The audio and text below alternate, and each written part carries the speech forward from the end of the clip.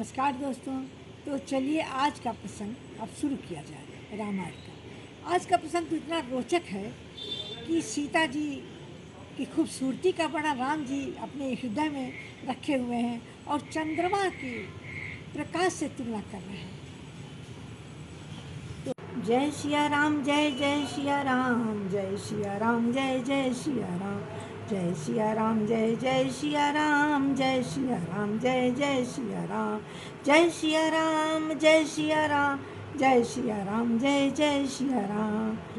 मनु जाहि राजु मिली है सोबर, सहज सुंदर शावरु, करुणा निधान सुजान, शील स्नेहु जानत रावरो। एहि भांति गौरी आशीष सुनि, सिय सहित हर्षियली, तुलसी भवानी पूजी पुनि पुनि, मुदित मन मंदिर चली, श्यावर रामचंद्र की जय। जानि गौरी अनुकूल सिय, हिय हरस न जाई कही, मंजुल मंगल मूल, बाम अंग फरकन लगे, श्यावर रामचंद्र की जय। दीन दयाल बिरद संभारी, हरहु नाथ मम संकट बारी। गौरी जी को अनुकूल जानकर सीता जी को हृदय में बहुत ही खुशी मिली, जो कहा नहीं जा सकता। सुंदर मंगलों के मूल उनके बाएं अंग फड़कने लगे। हृदय सराहत सियलो नाई, गुरु समीप गमने दो भाई, राम कहा सब कौशिक पाई, सरल स्वभाव छुअत छल नाही। सीता जी के हृदय में सौंदर्य की सराहना करते हुए दोनों भाई गुरु जी के पास चले गए। श्री रामचंद्र जी ने विश्वामित्र जी से जाकर सब कहा, क्योंकि उनका सरल स्वभाव है, छल को तो छूता ही नहीं है उनके रामचंद्र जी के मन में। सुमन पाई मुनि पूजा कीनी, मुनि आशीष दो भाई न दीनी, सुफल मनोरथ हो तुम्हारे, राम लखन सुनि भय सुखारे। फूल पाकर मुनि ने पूजा की और दोनों भाइयों को आशीर्वाद दिया, तुम्हारे सभी मनोरथ सफल हों। यह सुनकर श्री राम लक्ष्मण सुखी हो गए।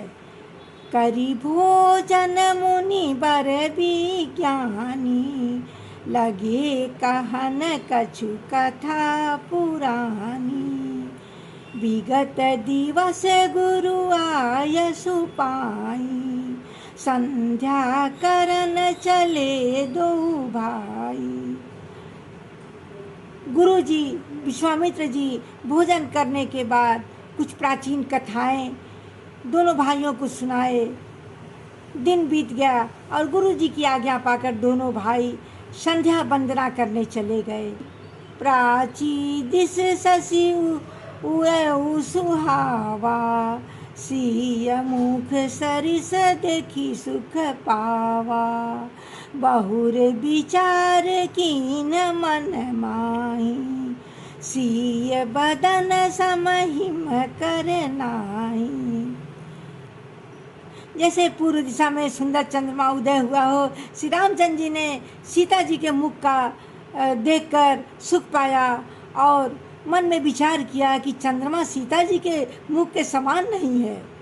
दीन दयाल विरद संभारी, हरहु नाथ मम संकट भारी, जन्म सिंध पुनि बंधु विषु, दिन मलिन सकलंक, सिय मुख समता पाव किमी, चंदु बापुरो रंक, सियावर रामचंद्र की जय। और सोचने लगे, बेचारा गरीब चंद्रमा सीता जी के मुख की बराबरी कैसे कर सकता है। सीता जी इतनी खूबसूरत हैं, चंद्रमा से उनकी तुलना नहीं की जा सकती है। घटई बढ़ई बिरहीन दुखदाई, ग्रसई राहु निज संधि है पाई। कोक शोक प्रद पंकज द्रोही, अवगुण बहुत चंद्रमा तोही। और फिर वह चंद्रमा तो घटता बढ़ता रहता है, राहु अपनी संधि में पाकर इसे ग्रस लेता है। शोक देने वाला और कमल का बैरी, हे चंद्रमा तुझमें बहुत से अवगुण हैं जो सीता जी में नहीं है। वैदेही मुख पट तर दीने, होई दोषु बड़े अनुचित कीने। सिय मुख छवि विध ब्याज बखानी, गुर पही चले निशा बड़ी जानी। अतः जानकी जी के मुख कि तुझे उपमा देने में बड़ा अनुचित कर्म करने का दोष लगेगा, इस प्रकार चंद्रमा के बहाने सीता जी के मुख की छवि का वर्णन करके बड़ी रात हो गई जानकर वे गुरु के पास चले गए।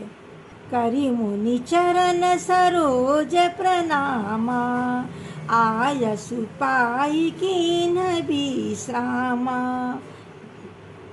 विगत निशा रघुनायक जागे, बंधु बिलो की कहन यस लागे। मुनि के चरण कमलों में प्रणाम करके आज्ञा पाकर उन्होंने विश्राम किया और रात बीतने पर श्री रघुनाथ जी जागे और भाई को देखकर ऐसा कहने लगे। उयऊ अरुण अवलोकहु ताता, पंकज कोक लोक सुख दाता। बोले लखन जोरी जुग पानी, प्रभु प्रभाव सूचक मृदुबानी। हे तात देखो कमल, चक्रवाक और समस्त संसारों को सुख देने वाला खिला हुआ है। लक्ष्मण जी दोनों हाथ जोड़कर प्रभु के प्रभाव को सूचित करने वाली कोमल बाड़ी में बोले। दीन दयाल बिरद संभारी, हरहु नाथ मम संकट भारी। अरुणोदय सकुचे कुमुद, उड़गन ज्योति मलीन। जिमि तुम्हारे आगमन सुनी, बहे नृपति बलहीन। सियावर रामचंद्र की जय। अरुणोदय होने से कुमुदिनी सकचा गई और तारागणों का प्रकाश फीका पड़ गया। उस प्रकार आपका आना सुनकर सब राजा बलहीन हो गए हैं। निप सब नखत करहीं उजियारी, टारी न सकहीं चाप तम भारी। कमल कोक मधुकर खगनाना, हर से सकल निशाय अवसाना।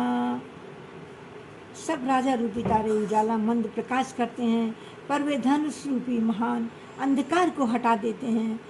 रात्रि का अंत होने से कमल, चकवे, भौरे और नाना प्रकार के पक्षी हर्षित हो जाते हैं। ऐसे ही प्रभु सब भगत तुम्हारे, होई हैं टूटे धनुष सुखारे। उयऊ भान बिनु चमतम नासा, दूरे नखत जग तेज प्रकाशा। रवि निज उदय व्याज रघुराया, प्रभु वैसे ही है प्रभु आपके सब भक्त धनुष टूटने पर सुखी हो जाएंगे। सूर्य उदय हुआ, बिना ही परिश्रम अंधकार नष्ट हो जाएगी, तारे छिप जाएंगे, संसार में तेज का प्रकाश हो जाएगा। रवि निज उदय व्याज रघुराया, प्रभु प्रताप सब निपन दिखाया। तब भुज बल महिमा उदघाटी, प्रगटी धनु विघटन परिपाटी। हे रघुनाथ जी, सूर्य ने अपने उदय के बहाने सब राजाओं को प्रभु का प्रताप दिखलाया है।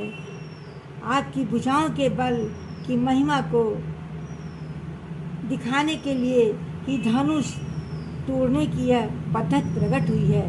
बंधु बचन सुनी प्रभु मुस्काने, होई शुचि सहज पुनीत नहाने। नेत्र क्रिया करी गुरु पहीं आए, चरण सरोज सुभग सिर नाए। भाई के वचन सुनकर प्रभु मुस्कुराते हैं और फिर स्वभाव से पवित्र श्यामचंद्र जी शौच से निवृत्त होकर के स्नान किया। नित्य कर्म करने के बाद गुरु जी के पास आए। आकर उन्होंने गुरु जी के सुंदर चरण कमलों में सिर नवाया। सतानंद तब जनक बुलाए, कौशिक मुनि पहीं तुरत पठाए। जनक विनय तिन आई सुनाई, हर से बोल लिए दो भाई। जनक जी ने सतानंद जी को बुलाया और उन्हें तुरंत ही विश्वामित्र मुनि के पास भेजा और उन्होंने आकर जनक जी को विनती सुनाई। विश्वामित्र जी ने हर्षित होकर के दोनों भाइयों को बुलाया। दीन दयाल विरद संभारी, हरहु नाथ मम संकट भारी। सतानंद पद बंदी प्रभु, बैठे गुरु पहीं जाय। चलहु तात मुनि कहु तऊ, पठवा जनक बुलाई। सियावर रामचंद्र की जय। आज का प्रसंग यहाँ विश्राम ले रहे हैं। कथा विसर्जन होत है, सुनो वीर हनुमान। एक घड़ी आधी घड़ी, आधी में पुण्याद। सियावर रामचंद्र की जय। जोबर जहाँ से आइए, वहीं करें विश्राम। सियावर रामचंद्र की जय।